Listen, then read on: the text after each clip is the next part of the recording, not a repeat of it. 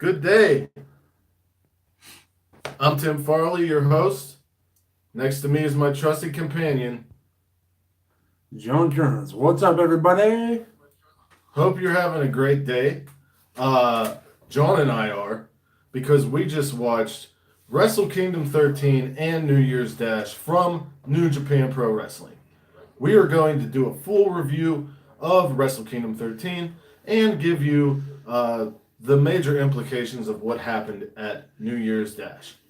So, anyway, let's start the show, John. Absolutely. Now, New Japan started Wrestle Kingdom 13 with a hot one. The never open weight title was on the line with Kota Ibushi defending against Will Ospreay. And this was a damn barn burner of a match.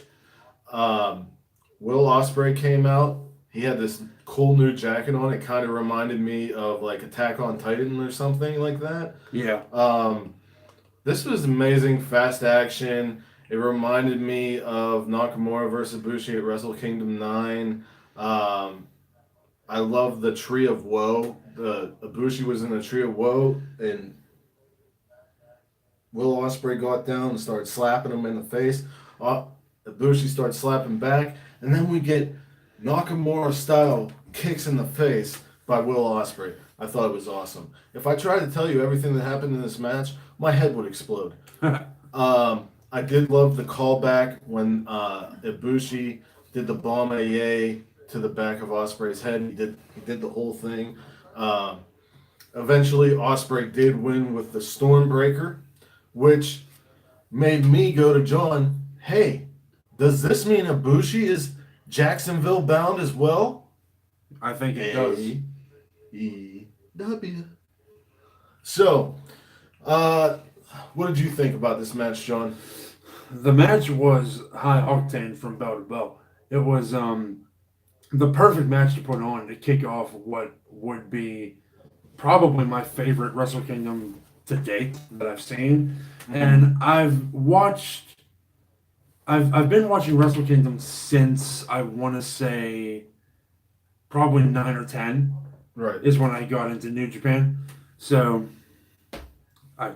there's nothing more to say. The match, if you don't watch this match, you're a fool. Right. I agree. It's one of the best matches. Oh my God, it's not even a whole month into the year, but I'm sure people will be talking about this one all year. The second match was the junior heavyweight or junior tag belts. Yeah, were on the line. Yeah. El Desperado and Kanemaru of Suzuki Gun, who are second most longest holding champions, putting them on the line against Roppongi 3K and Shingo and Bushi from Los Ingobernables de Japón. LIJ. Oh yeah. Sorry. So there was a lot of action, of course. There was a nice skin the cat on the bottom of the rope from Yo. Yo had a really good showing until Bushi someone tagged in Shingo, and Shingo striked hard and fast, and he was sick. Note, I do love the move that Kanemaru and Desperado do. It's a spinning side slam into a drop kick. Love that. Shingo pins Yo for with the last of the dragon, which is basically a Michinoku driver. What were your thoughts on this match, John? Well, I keep watching out for Shingo because I didn't know him going in to the LIJ thing, and every time I see him, I'm more and more impressed. Right. He's awesome. His entrances are fantastic. He is such a good fit in a team with Bushi. Yeah. Like, he really is. I mean, he's definitely not a junior, but he's close enough. If they're letting it slide, I can let it slide. Right. The third match on the show was for the Rev Pro Undisputed British Heavyweight Championship. Zack Sabre Jr., the countryman, was challenging Tomohiro Ishii, who had won the title from Minoru Suzuki, I believe, um, who is ZSJ's mentor.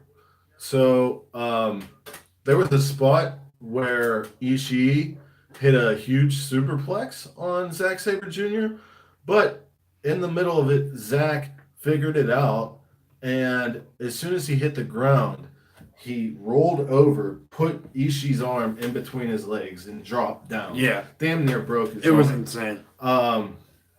Zack Sabre Jr. won with a crazy ass submission move. It wasn't Jim Breaks, I don't think, or the It wasn't orienteering with Napalm Death. It was just something different. He was working on Ishii's arm the whole time. Yeah. The title is finally back with a brick. Thoughts on this match? It was ZSJ versus Ishii. It was two of my favorite wrestlers in the world. It's just my thoughts on every match are going to be, it was awesome. Go watch it. If you don't, you're stupid. That's every match. Yeah, every match. Every Wrestle match was Kingdom fantastic. was fucking great. And every match made sense too. Right. Going into this match, I thought, okay, Zack Sabre Jr. is going to win because he's British. But then I also thought Zack Sabre's style and how a lanky prick he's able to put submissions on. And Ishii is a compact man.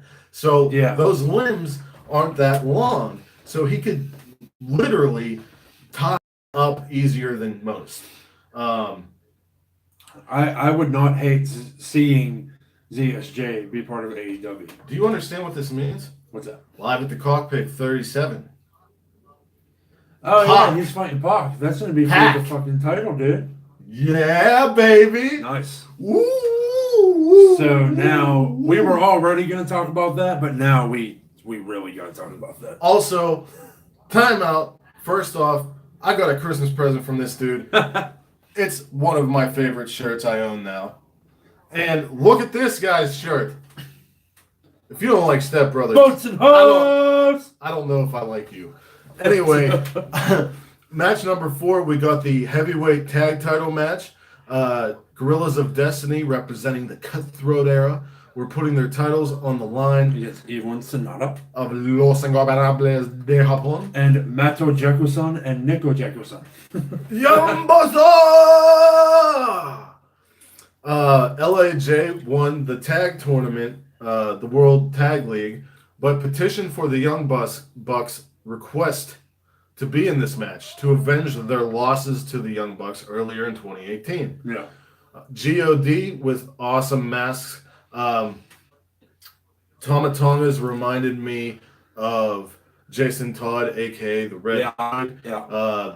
Venom was kind of like Tongaloa's, and both of them kind of had a Kamen Rider vibe to them, minus the insect feel. Like the non-insect Kamen Riders definitely had that feel.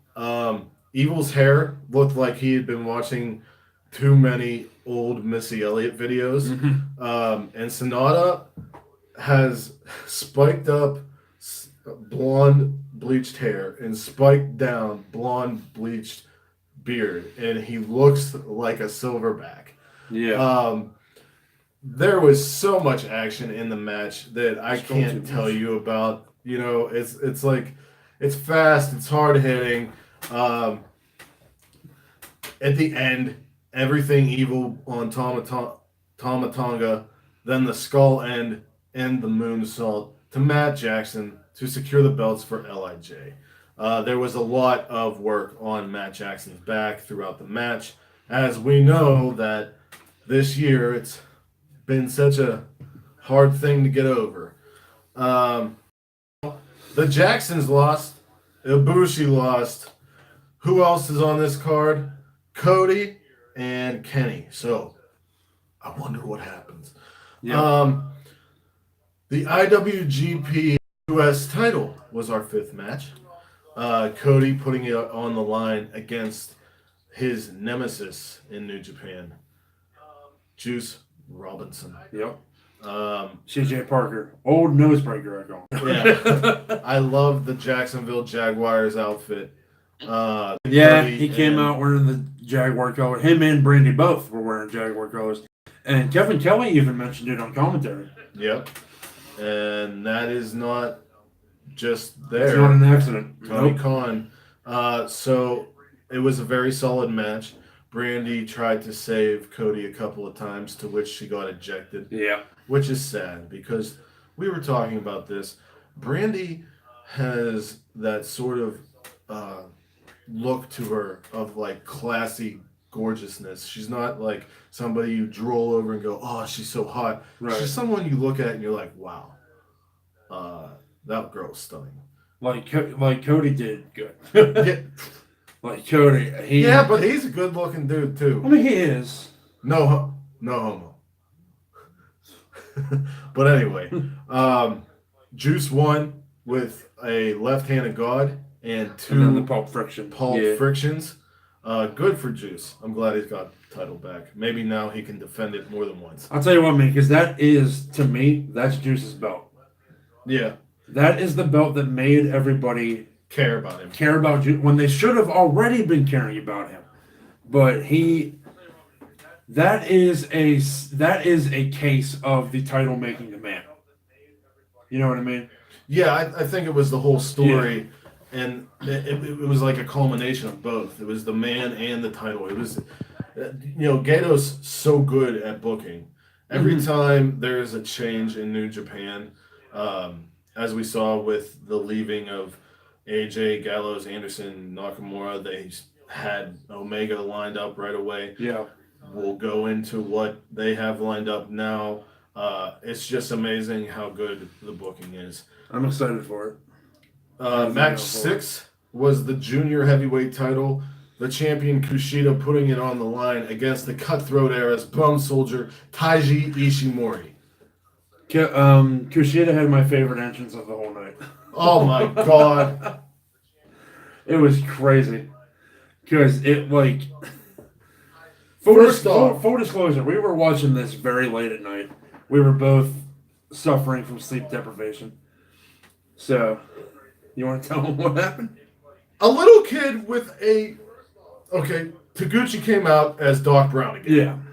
And a kid came out with a full-grown Kushida mask on that was just creepy. Like a really good Kushida super mask. detailed. Yeah. And it was so creepy. Like, I almost like ran to John and was like, Like he had a fantasy head. It was like little kid with a full grown adult face and head. And earlier in the show, we saw Kota Ibushi rise out of the stage like Rey Mysterio does. Yeah.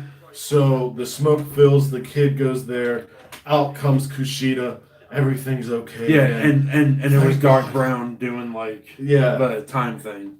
Thank God, because I don't know if I could have watched a match like that. I would have liked to see Taiji beat up a kid.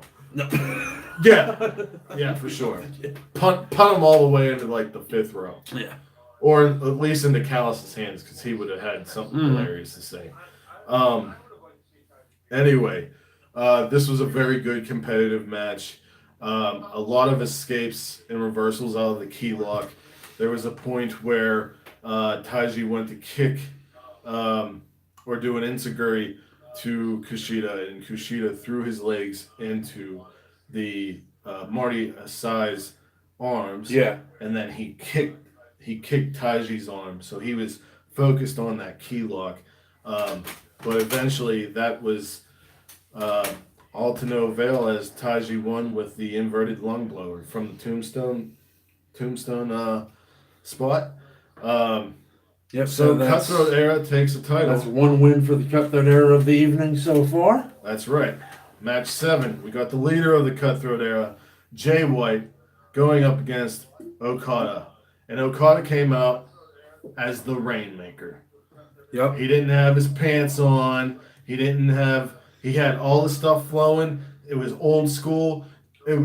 We popped for it. Yeah, blonde hair, no red. He had the money falling from the ceiling again. Now, I didn't partake in this match a whole lot, but John did. So, John, let him know what he's going on. It was another high octane bell to bell match. Jay White and Okada beat the ever loving hell out of each other. It went to the outside. It went into the ring. At one point, they were both in between the two guardrails. Like it. Oh yeah, the Okada when Yeah, Okada does the crossbody over the yeah, guardrail, he cleared a hell of a lot of distance and hit Gato yeah. and Gato and Jay White Jay both White. were out there. But yeah, man. As far as spots go, there was a lot of finisher dodging. And the win actually came when Jay White um, countered a rainmaker into a what does he call that? The Blade Runner. Yeah, into the Blade Runner.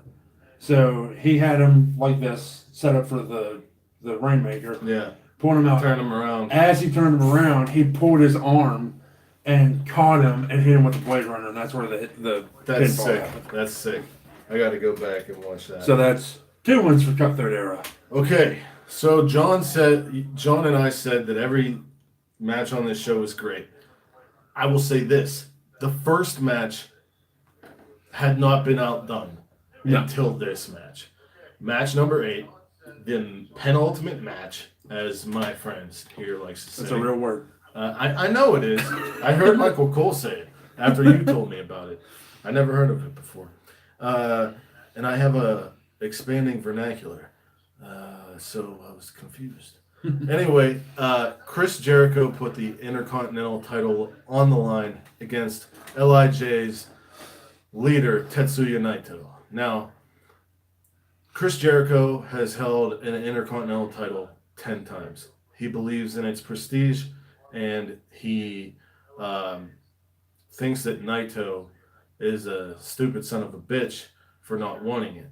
Naito views the Intercontinental title as all of the times he's gotten screwed out of main eventing the Tokyo Dome, out of getting his shot at the title. Right. And back whenever Tetsuya Naito was heralded as the gold standard, and the fans didn't like him, so he came back as a bad guy, Right. and everybody loved him, aka what they should have done with Roman Reigns. But hey, whatever. So anyway, that's the story going into this. They both hate each other. Jericho is an evil prick. Jericho came out with a fucking jacket with spikes on, Yeah. which was awesome, and you said something pretty cool. That was in case Naito attacked him before the bell. Right.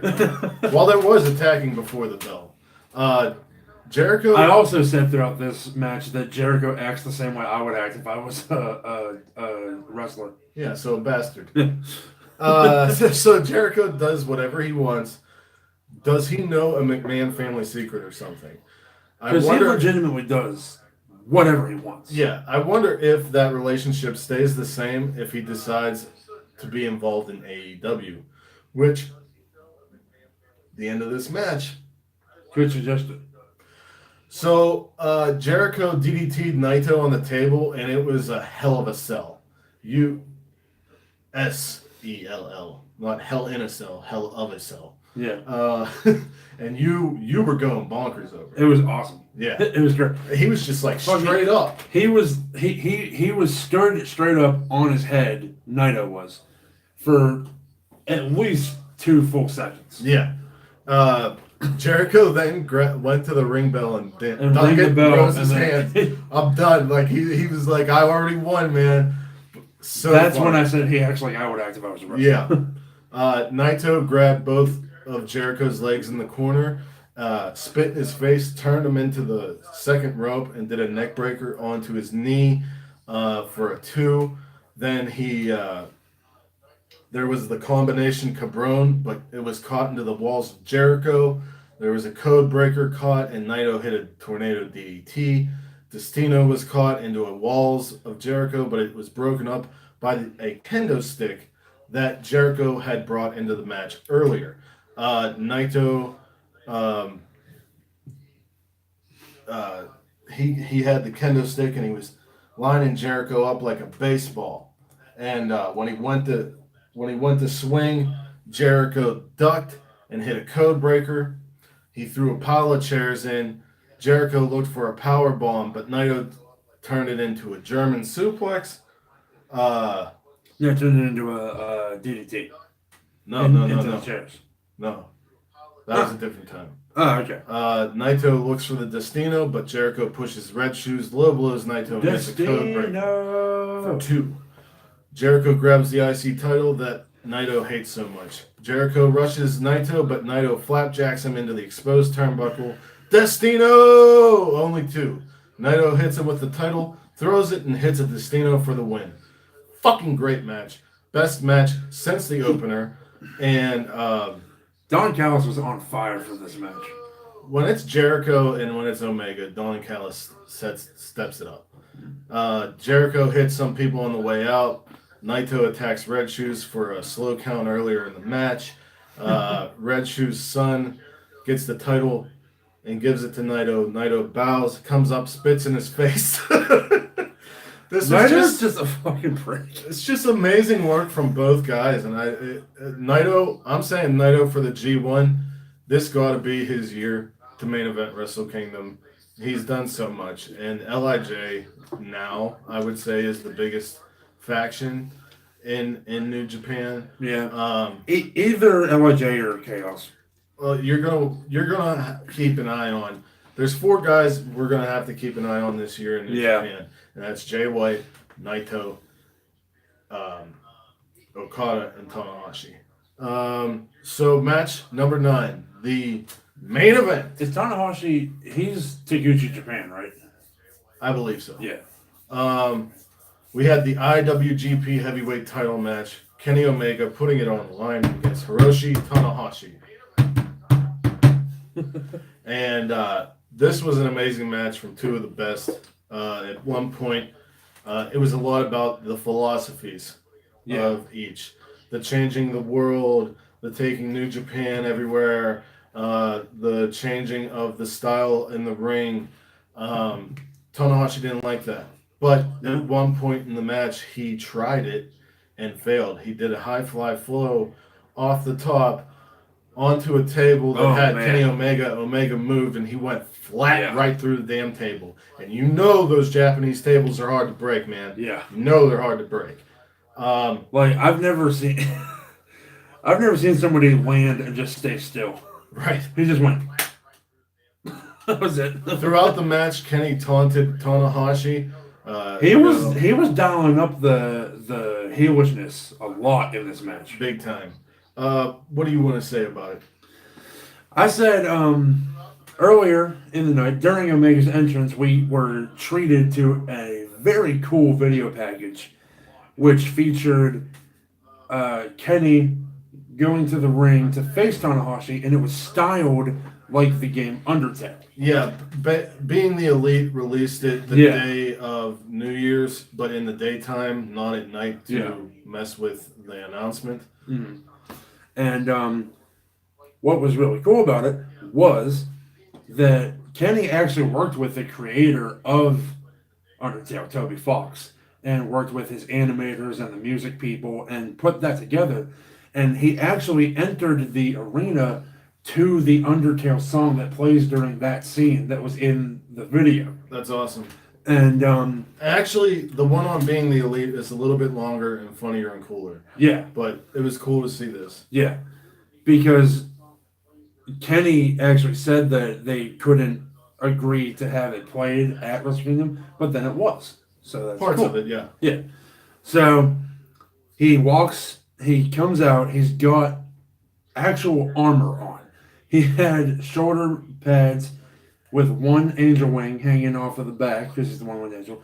He had this big anime-style sword that was like as big as his body. Yeah. You were smoking when this happened. You should have seen the entrance. Throw my shit out there, yeah. Yeah, everybody. Actually, I was making you fucking breakfast. Yeah, that's... But you have to at least watch the entrance. I'm going to watch Jay White and Okada and this match more thoroughly. On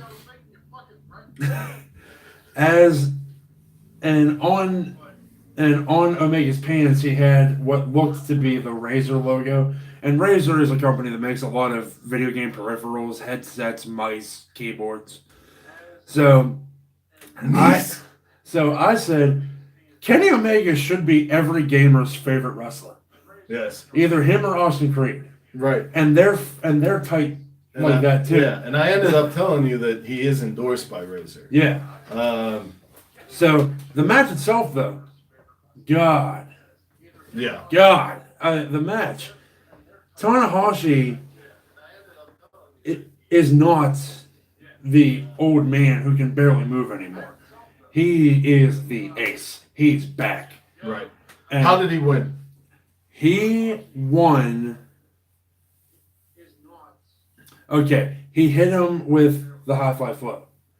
He hit it finally in the ring, where Omega hit him with two of the snap Ranas, or two of the snapdragon suplexes, and then a reverse Rana, and then had him up for the one-winged angel, but Tana was able to roll through and go to the ropes, hit him with a sling blade, hop over the ropes, high fly flow. That was it. Nice. Yep.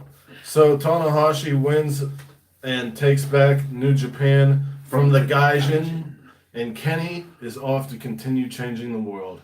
Most likely landing in Jacksonville. Hopefully with Kota Ibushi. Yeah, nobody should be surprised that anybody from the Elite lost their matches at Wrestle Kingdom. Right. And also, I want to throw this bit of information out there. It has been reported that May 25th in Las Vegas is Double or Nothing. And so I'm thinking that might be around time when the villain Marty Scurll is done with ROH. Maybe even Slip. Maybe, yeah. But he's not a member. He's just... See... He's a member, damn it! He doesn't have a shirt. Anyway, that's how I based the logic on. You know what I mean? Okay. Fuck you. Anyway, and also, apparently the contracts for AEW are on par with WWE contracts. So I'm thinking the Revival are going there as soon as possible. Yeah. They want the Young Bucks. The Young Bucks want them. And guess what? Vinnie Mac, you ain't doing it for him. So Seth keeps saying he wants a match with Omega. Yeah, but he also wants to face Matt Riddle, and yeah, I don't think Seth is one of those dudes who's gonna leave. No, but Seth just wants to fight everybody that he possibly can. Yeah, Bobby Roode should leave. Well, he wants. Yeah. Anyway, maybe even Chad Gable. Both should. Yeah. Anyway, New Year's Dash notes. We're only going over like major implication stuff. It's a good show. You should definitely watch it. So, yeah, New Year Dash, if you don't know, is the Raw after Mania for Wrestle Kingdom. Right. The Cutthroat Era retained the never openweight 6-man tag belts when Chase Owens and Yujiro Takahashi helped them out, meaning Chase and Yujiro are not part of the Elite. They're staying in New Japan as part of the Cutthroat Era. LIJ and Suzuki Gun had a big faction war, which ended with Taichi pinning Naito, I believe, or at least bashing him after the match. And Taichi held up the IC title, staking a claim for that belt. I would not be surprised if they have a nice feud for the first half of 2019. Naito loses and goes on to win the G1. But I don't know. Maybe that match happens at Dominion. Maybe. And then at the end, we had Hiroshi Tanahashi and Okada and the returning, with a cooler haircut, Yoshihashi, two members of Chaos, and Tanahashi against the Cutthroat Era of Gedo, Bad Luck Fale, and the Switchblade Jay White. Jay White pinned Yoshihashi in the main event and tells Tanahashi he has beat all three of them and he wants the title. It's the Switchblade Era. Mm-hmm. Jay talks Tanahashi back into the ring where Fale and Gedo attack, but Okada comes back to help Tanahashi, only to get the grenade by Fale. The show ends with Blade Runner to Tanahashi and Jay holding the title. Look at your two stars laying before me. One I beat last night, one I'll beat in the future. This is the Switchblade era, and you all breathe with the Switchblade. So, what I like, and I said this earlier, is that Gato always has, Gato always has something up his sleeve if something goes awry. Yes. I love it. Now, I'm assuming Jericho may be done since he lost the IC title. Yeah. And Kenny is leaving, and all the people he had on his boat are leaving. Because I'll tell you, like, Jericho, last year, 2018, New Year Dash is when Jericho showed up and beat the hell out of Naito. Yes. Yeah, so for Jericho to not make an appearance on New Year Dash makes me agree with you. Right. Because you know he was still in town. Yeah. Or he would have been. Yeah, You know he what I would have mean? been. Because he's probably getting people for Talk His Jericho episodes while he's doing this stuff. Right. So, for all of those people who are wondering about AEW and the relationship with New Japan, it looks like they're not going to have one. But that doesn't mean that you should drop New Japan. And that doesn't mean you're never going to see, like, Okada or somebody on those shows. But what I'm saying is, like, there's a lot of people who watched only for Omega or only for this. Yeah. But there's a lot of reason to watch New Japan. Don't sleep on New Japan. The dude. booking is so good. Naito is amazing. Okada, Jay White. All of it. Every wrestler on the whole show, except, maybe a couple. You know how I feel about I can't stand them.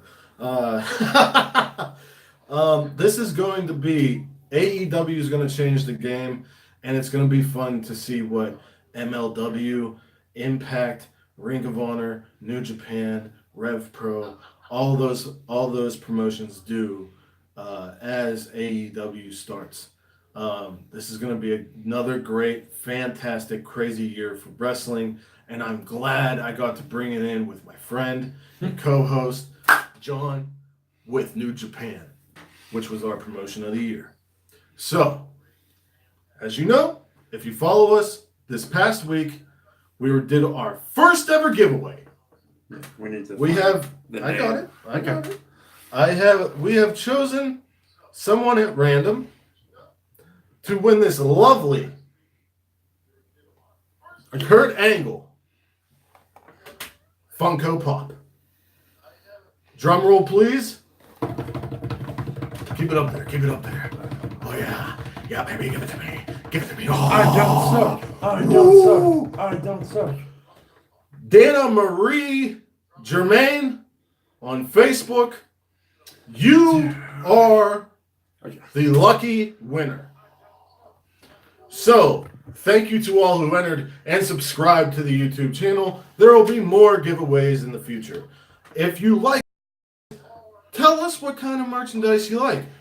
Funko Pops, Mattel action figures, t-shirts, pins, whatever. We'll get it, and we'll make you subscribe, and then we'll send it to you. And I said those WWE Network gift cards. Yeah, and if you like that idea, let us know. Our DMs are open. We're open to conversation all across social media. John, any last words? Last words are New Japan Pro Wrestling. Sleep on New Japan just because AEW is a thing now.